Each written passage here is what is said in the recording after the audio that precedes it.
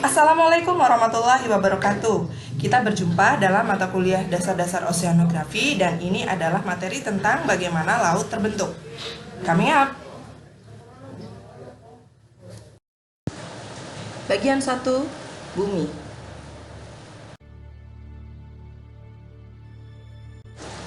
Air di permukaan bumi. Apakah air berasal dari dalam atau dari luar bumi? Di awal pembentukannya, gas terus berputar dan akhirnya memadat dan membentuk bumi. Permukaan bumi menjadi keras dan terciptalah relief.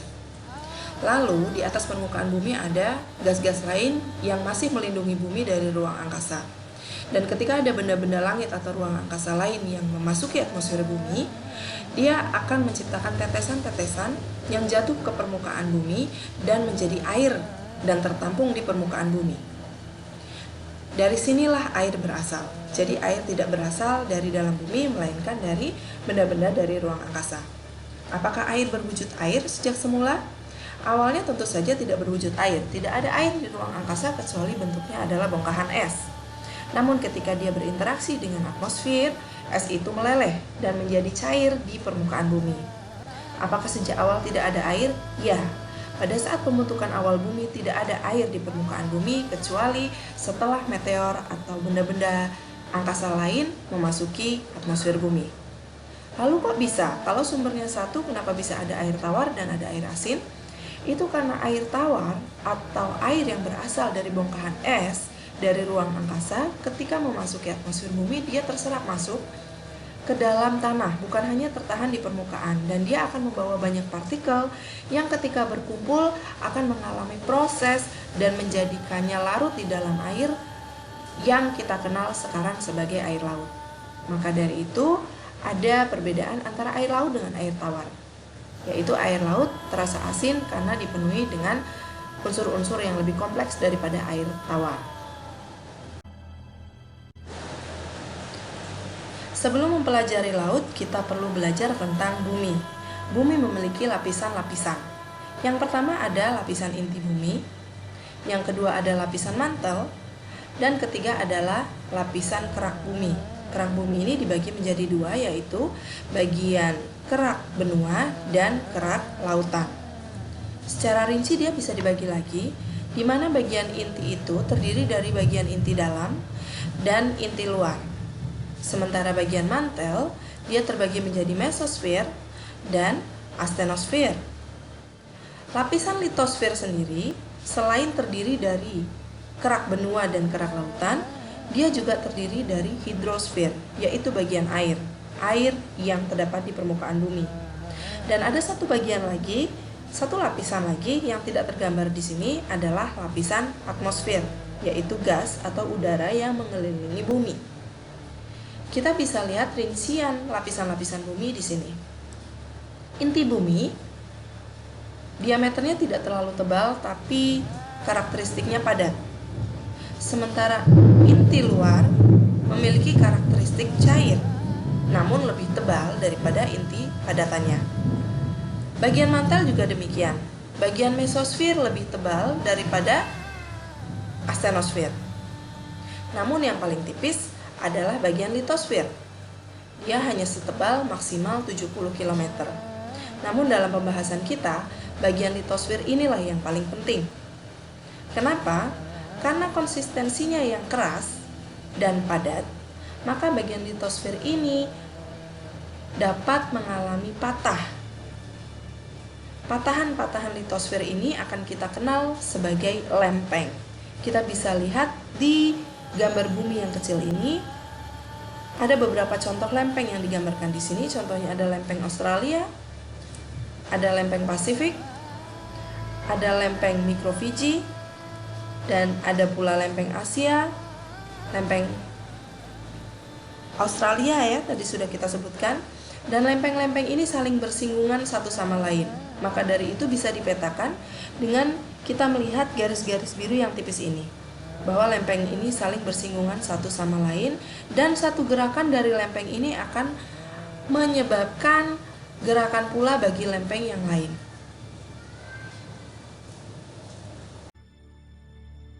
Lalu kita bicara tentang kerak bumi.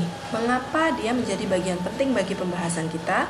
Karena di kerak bumi inilah akan terbentuk wadah bagi air laut. Kerak bumi adalah media tempat tertampungnya air laut. Dan kita bisa melihat di sini bahwa kerak bumi bisa mencapai ketebalan 70 km. Walaupun tidak ada apa-apanya daripada ketebalan mantel, tapi ketebalan kerak benua ini jauh lebih besar atau lebih tebal daripada kerak lautan. Namun, kerak lautan memiliki kepadatan yang lebih tebal daripada kerak benua.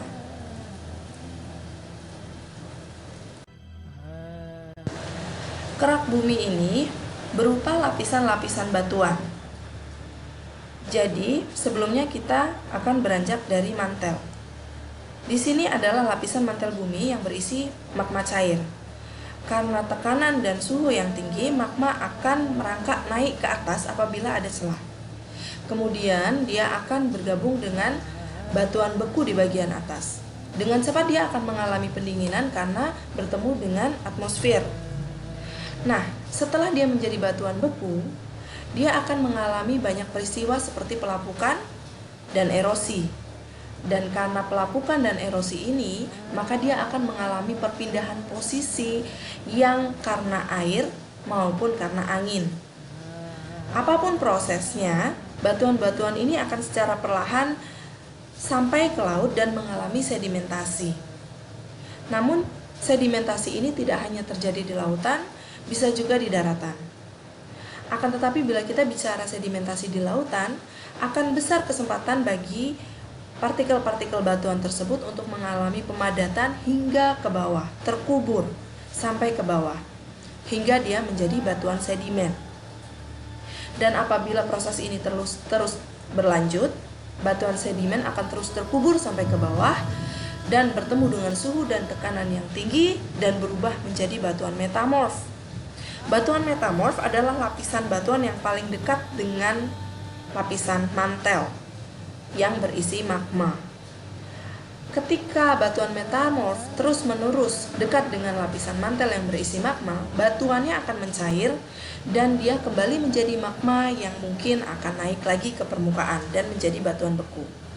Namun di tengah prosesnya, magma ini tidak semuanya naik ke permukaan.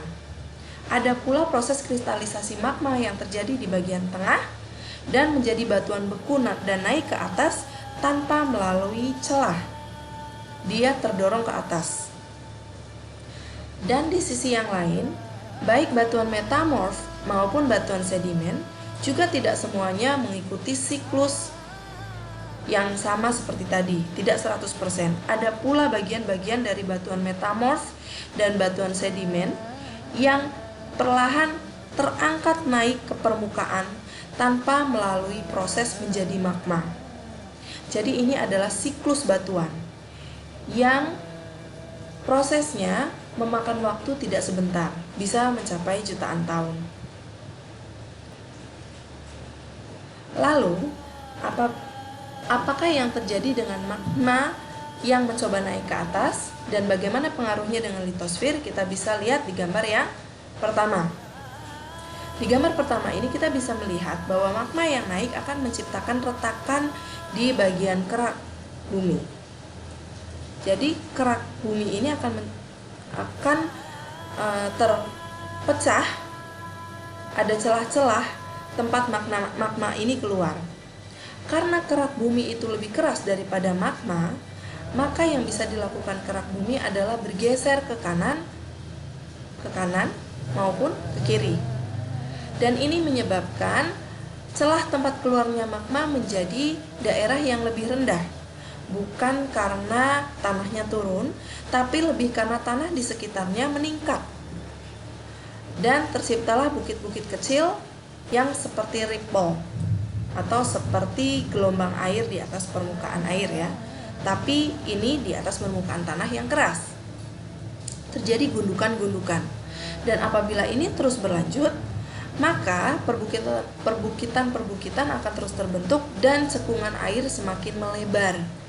Ketika cekungan semakin melebar, dia terisi air, apakah magmanya berhenti keluar? Tidak. Magma akan terus keluar dan terus menyebabkan perbukitan-perbukitan ini terbentuk, dan lama-lama dia akan bisa menjadi luas, bisa menjadi lebar, dan pada akhirnya menjadi samudra. Keempat proses ini masih bisa kita temui hingga saat ini. Contohnya kalau kita ke Plato Colorado, kita akan menemui patahan-patahan atau celah-celah yang terbuat dari magma seperti ini. Kalau kita ke Rio Grande atau ke Danau Baikal, kita akan melihat proses pembentukan cekungan bumi yang seperti ini. Kalau kita ke Laut Merah, kita akan melihat bahwa Laut Merah merupakan laut muda yang masih lebih sempit daripada samudra. Tapi prosesnya sama seperti pembentukan Samudra Atlantik di sini, yaitu dari cekungan yang awalnya kecil, lama-lama dia melebar dan menjadi pembatas bagi banyak benua.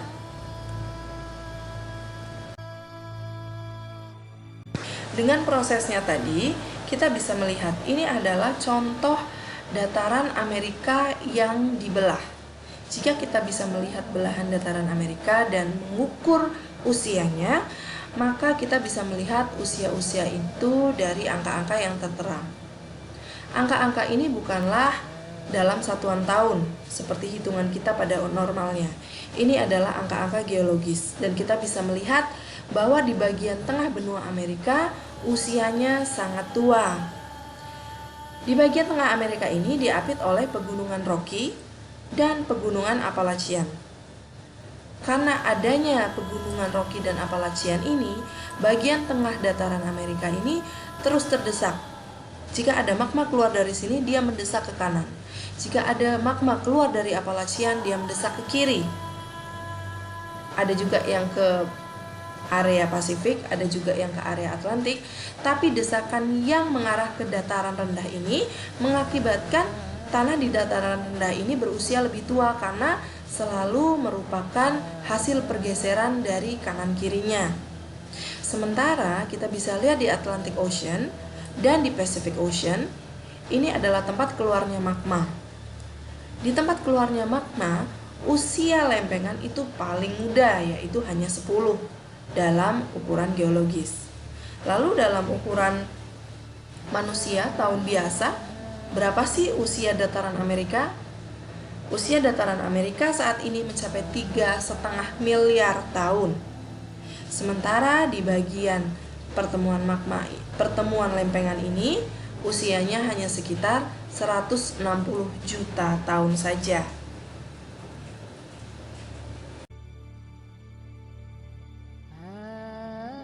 Akhir dari bagian pertama tentang bagaimana laut terbentuk. Sampai jumpa di materi berikutnya. Wassalamualaikum warahmatullahi wabarakatuh.